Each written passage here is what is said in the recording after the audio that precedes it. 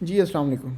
मेरा नाम नाइम है और हम डिस्कस करेंगे फंडामेंटल एनालिसिस को। एक कंप्लीट गाइड होगी जिसमें आपको बताया जाएगा कि फ़ंडामेंटल एनालिसिस क्या होता है और कौन से इवेंट्स या कौन सी न्यूज़ और किस तरह आप इसे आप ख़ुद से एनालाइज कर सकते हैं किसी स्टॉक को या फॉरेक्स मार्केट को, और आप किस तरह डिसीजंस ले सकते हैं।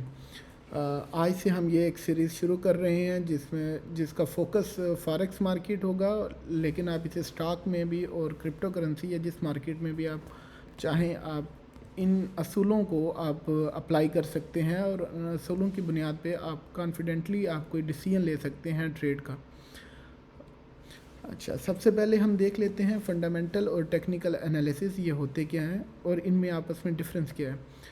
फंडामेंटल एनालिसिस जो है ये ओवरऑल किसी कंपनी या कंट्री की हेल्थ को इंडिकेट करता है, और इसमें जो बुनियादी फैक्टर होते हैं उस कंट्री के जो इवेंट्स हैं वो उसमें कोई न्यूज़, कोई ख़ास न्यूज़ आ रही है, उस कंट्री की जीडीपी, उस कंट्री के इंटरेस्ट रेट, ग्रोथ, इन्फ्लेशन, कोई डिपेंडेंसी उस कंट्री की किसी और कंट्री के ऊपर। फॉर एग्जांपल अगर कोई कंट्री आयल इंपोर्टिंग कंट्री है तो उसकी डिपेंडेंसी होगी एक आयल एक्सपोर्टिंग कंट्री के ऊपर।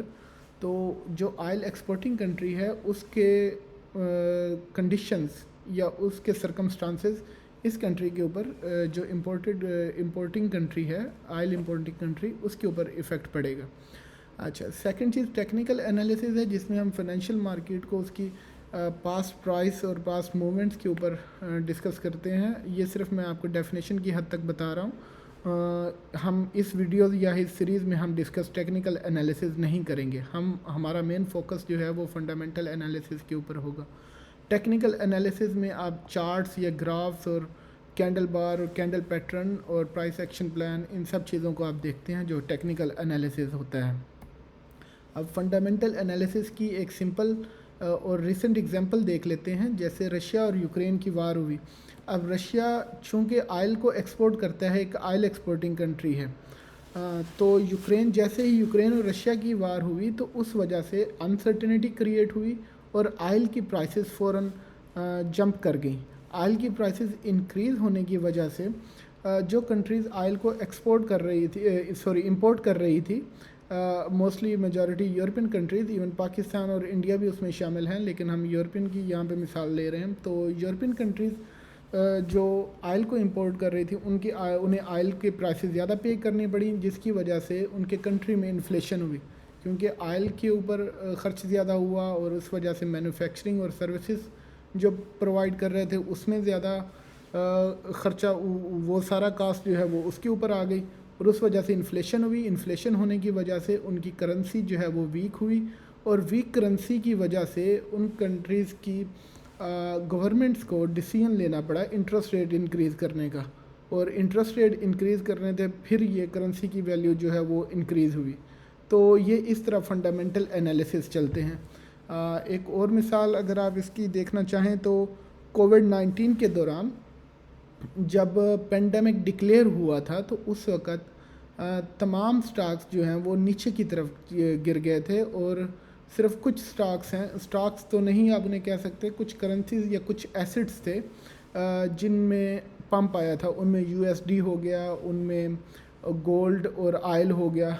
ये 3-4 चीज़ें जो हैं, या 1-2 और करेंसीज हैं जिन्हें सेफ़ हेवन कहा जाता है, तो उनमें स्पाइक आया था। उसके अलावा जो बाकी सारी चीज़ें हैं वो नीचे गिर गई थी। इवन के वो स्टॉक्स भी क्योंकि पैनिक हो गया था, तो इवन के जो मेडिकल कंपनीज़ हैं जो इंस्ट्रूमेंट या मेडिकल इक्विपमेंट प्रोवाइड करती हैं, उन कंपनी के स्टॉक्स भी फॉर द टाइम बीइंग नीचे गिर गए थे। तो इन सब चीज़ों को हम आने वाली वीडियोस में डिस्कस करेंगे कि ये सेफ़ हेवन क्या होता है या इस तरह की दूसरे टॉपिक्स। तो आने वाली वीडियोस में हम ये तमाम चीज़ें और इसके अलावा और भी बहुत ज़्यादा, इसमें inflation, interest rate, safe haven assets जैसे मैंने जिक्र किया, और जीडीपी और दूसरे जियोपॉलिटिकल इवेंट्स और इंटरनेशनल लेवल पे जो हो रहा है वही जो जियोपॉलिटिक्स में होता है, तो वो सारा कुछ, और इंटरनेशनल पॉलिटिकल इकोनॉमी, हम इन सब चीज़ों को आने वाले टाइम में डिस्कस करेंगे। तो आज के कंक्लूजन इस वीडियो का या इस टोटल जो सब्जेक्ट जो आज हमने लर्न किया है उसमें ये है कि जो इम्पोर्टेंस होती है फंडामेंटल एनालिसिस में, जो इंडिकेटर्स हैं उनकी वजह से जो एक दूसरे पे कंट्रीज़ की डिपेंडेंसी होती है, उनका क्या उनकी इकॉनमी में असर पड़ता है। जैसे रशिया यूक्रेन वार से इन्फ्लेशन यूरोप में आया और उसके बाद पूरी दुनिया में आया, तो ये एक इन्फ्लेशन, ये सिर्फ एक एग्जांपल थी। इसके अलावा और भी बहुत सारे इवेंट्स होते हैं जो इम्पेक्ट करते हैं, और कैसे फिर इनका स्टॉक्स के ऊपर और दूसरी करेंसीज़ के ऊपर और करेंसी पेयर के ऊपर इनका कैसे इम्पैक्ट आया, पॉजिटिव और नेगेटिव दोनों। तो फंडामेंटल एनालिसिस जो है ये आपको एक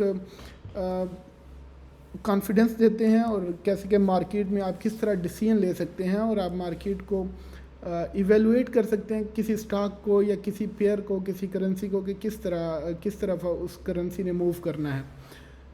ये थी अब तक की वीडियो। मुझे इजाज़त दीजिए। चैनल को सब्सक्राइब करें, अगर वीडियो अच्छी लगे तो अपने दोस्तों के साथ शेयर करें। Take care.